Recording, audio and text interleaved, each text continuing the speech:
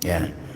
Tetapi dua kalimat syahadat itu ada lima tahapan yang harus kita lewati, harus kita pahami. Yang pertama, kita belajar cara mengucapkan dua kalimat syahadat.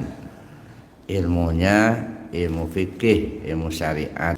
Setelah dia tahu cara mengucapkan, baru dia berikrar dengan dua kalimat syahadat itu. Setelah dia berikrar, maka disebutlah muslim. Setelah dia muslim, maka timbul kewajiban salat, puasa, zakat, haji. Nah, ilmunya ilmu fikih. Jadi belajar mengucap pertama. Yang kedua, kita belajar cara mengamalkan dua kalimat syahadat. Bagaimana sih cara mengamalkan dua kalimat syahadat? Nah, ilmunya ilmu tarekat. Maka kita belajar tarekat. Jadi belajar tarekat itu belajar cara mengamalkan dua kalimat syahadat. Nah, makanya di dalam tarekat itu ya kita mengenal zikir. Jadi kalau belajar tarekat sebenarnya belajar zikir. Nah, zikir ini ada zikir yang diucapkan dengan lisan, yang kita kenal dengan zikir jahar. Ada zikir yang disebut dengan hati, yang kita kenal dengan zikir khafi. Tanaman asli hati kita ini tauhid. Ini tanaman aslinya. Nah, kalau dikalimatkan la ilaha illallah, itu kalimat tauhidnya. Nah, lanjut ke yang ketiga. Yang ketiga, kita belajar memahami isi. Apa sih isinya dua kalimat syahadat itu? Nah, kita gali isinya. Jangan hanya sekedar kita tahu mengucapkan. Kalau hanya sekedar tahu mengucapkan, jangankan orang, Pak Burung Bio juga pintar mengucapkan dua kalimat syahadat. Anak-anak TK kita sudah pada hafal dua kalimat syahadat, sekedar mengucapkan. Nah, tapi kita tidak cukup begitu. Kita harus sampai kepada memahami isi.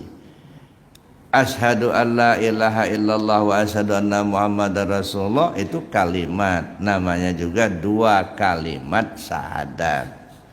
Syahadat pertama disebut syahadat tauhid, syahadat kedua disebut syahadat rasul. Maka disebut dua kalimat syahadat. Kalimat pertama syahadat tauhid, kalimat kedua syahadat rasul. Nah, yang keempat, kita perlu paham posisi. Asyhadu an la ilaha illallah syahadat tauhid, asyhadu anna Muhammad Rasulullah syahadat rasul. Nah, kapan kita dalam posisi syahadat tauhid, kapan kita dalam posisi syahadat rasul?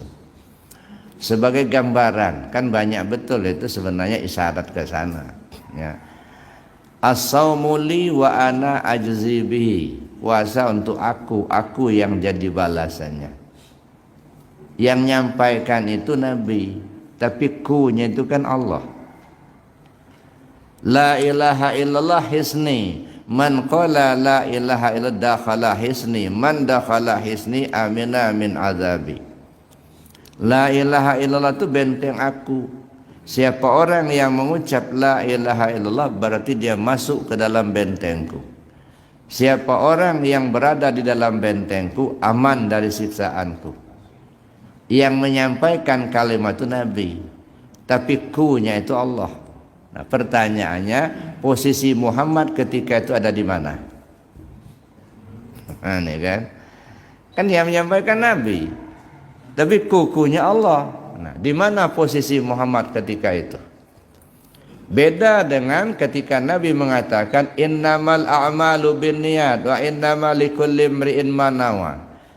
Nah, sesungguhnya segala sesuatu ditentukan dengan niat. Innamal a'malu binniyat, amal itu ditentukan niat. Nah, yang nyampaikan apa? Nabi. Posisi Nabi di mana? Di Rasul. Nah, kapan dia dalam posisi syahadat tauhid, kapan kita dalam posisi syahadat Rasul? Ini kalau nggak dikaji nggak akan ketemu, Pak.